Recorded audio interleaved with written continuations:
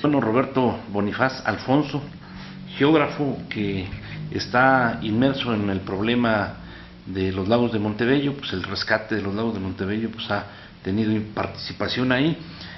Robert, como geógrafo, ¿cuál es tu apreciación sobre el futuro de los lagos de Montebello? Bueno, es un problema muy complejo, es lo que hay que primero que entender. Es un problema multifactorial en donde a estas alturas intervienen no solo los fenómenos naturales, sino todo el factor humano que ha estado afectando de alguna manera.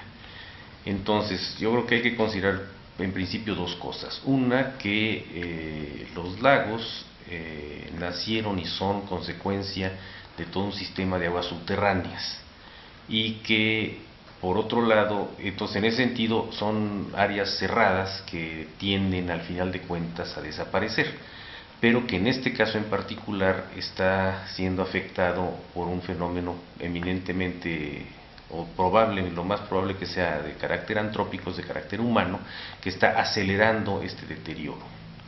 ¿Hay posibilidad de rescatar estas bellezas naturales?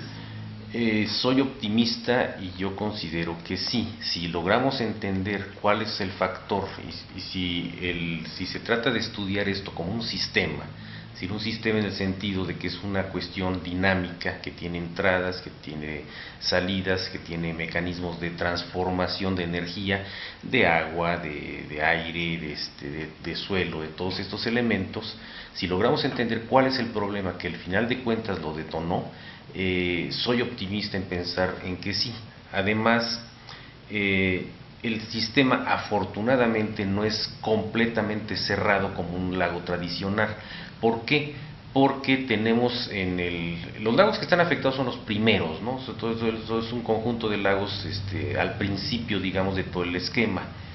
Entonces ahí, si muchos de ustedes recuerdan, tenemos al Paso del Soldado y a la gruta en donde el agua se desaparece. Entonces de alguna manera el sistema está saliendo, y por otro lado el mismo esquema subterráneo permite que este movimiento de agua afortunadamente pueda tener un mecanismo de dinámica que al final de cuentas pueda ser recuperado. Ahora, esto es desde el punto de vista optimista, ¿no? Algunas de las cosas que he leído es de que hay lagos que tardan hasta cientos de años en recuperarse, de este tipo, y otros que pueden tardar menos, que tienen al menos dos casos que he leído, que tienen que tener dos características: ser muy profundos y ser de aguas frías, condiciones que de alguna manera las pueden cubrir parte de los lagos de Montebello. Entonces yo espero que sí. ¿Cuáles pueden ser los factores que inciden con mayor fortaleza en el deterioro de las lagunas? Es muy aventurado decirlo en este momento. Precisamente lo que es la última reunión del Consejo de Cuenca, del Grupo Técnico Interinstitucional, se están aprobando una serie de recursos económicos para hacer una serie de estudios. Sería muy aventurado de mi parte tratar de decir específicamente sobre uno o dos factores. Se puede hablar en general de una contribución de las aguas residuales medianamente tratadas de la ciudad de Comitán. Se puede hablar del fenómeno del uso de agroquímicos que después se incorporan, pero en este momento no me atrevo a decir o a calificar de cuál puede ser el problema fundamental. Perfecto. ¿Cuánto cuesta lograr un reordenamiento ecológico en la zona? Bueno, el ordenamiento es decir qué se puede hacer, en dónde se puede hacer, de común acuerdo con la gente que está viviendo ahí, ¿no? Entonces, los recursos que se están invirtiendo en este momento, yo creo que van a superar entre un periodo de 2 a 5 años, van a superar varias decenas de millones de pesos, ¿no? El ordenamiento ecológico que ya se contrató y que lo está haciendo Ecosur, el Colegio de la Frontera Sur en San Cristóbal, a iniciativa de la Secretaría de Medio Ambiente del Estado, puede andar en el orden de unos 3 a 5 millones de pesos. La Comisión Federal de Electricidad pretende invertir en estudios alrededor de 7 millones, posiblemente 10 millones de pesos en un periodo de 3 a 5 años, y se están buscando otras fuentes de financiamiento, entre otras el Consejo Nacional de Ciencia y Tecnología, que también serán montos entre 3 y 5 millones de pesos, ¿no? Ahora, que es muy interesante, es decir, los estudios puede ser que duren 3, 5 años, pero de alguna manera muchos resultados preliminares los vamos a poder tener en un periodo de 6 meses, un año, para empezar a entender qué es lo que está pasando. Ok. ¿Cuál es tu participación en el propósito de rescatar esta área natural? ¿Cuál es tu participación directa ahorita? En principio, como un ciudadano más. Es decir, tengo interés, tengo preocupación, nacimos en esta región, pero además he estado pugnando por conseguir precisamente los recursos, ¿no? Entonces, afortunadamente me invitaron a ser parte de lo que se llama el Grupo Técnico Interinstitucional. Es un consejo asesor del Consejo de Cuenca, en donde están involucradas todas las dependencias de gobierno federal, estatal y municipal que tienen que ver con esto, la Zagarpa, Comisión Nacional del Agua, Secretaría de Medio Ambiente, entre otras, y habemos involucradas gentes de al menos 3 instituciones educativas, que sería la UNICACH, la UNACH y en el caso mío, que no estoy laborando, la UNAM. Ok. ¿Estamos ya caminando en un proyecto de rescate con rumbo definido? Apenas se está tratando de hacer un diagnóstico de saber qué es lo que está ocurriendo.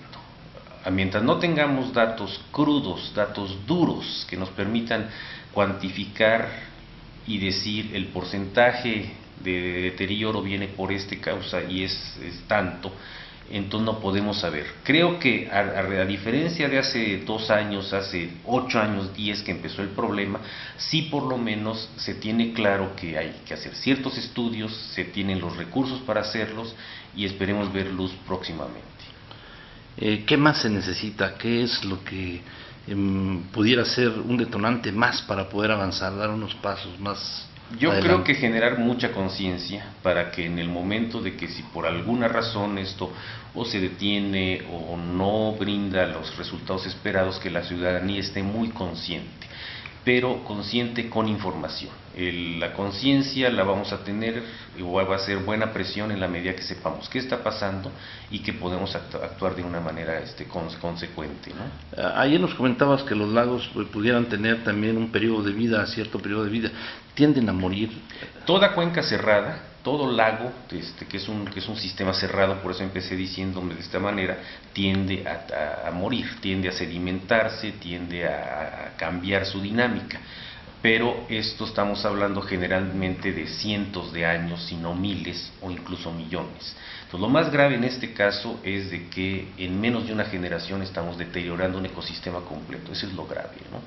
En esta región ustedes han volado, ayer veíamos unas fotografías con tu hermana Marie Ros, que también ha sido una gran aliada tuya en este trabajo, y ahí podemos observar que son cientos o miles de hectáreas probablemente que se están cultivando con bastante incidencia con los químicos, con agroquímicos. Eso también afecta bastante. Es altamente probable que todo el producto que se utiliza para mejorar la agricultura eventualmente pueda tener consecuencias, ¿no?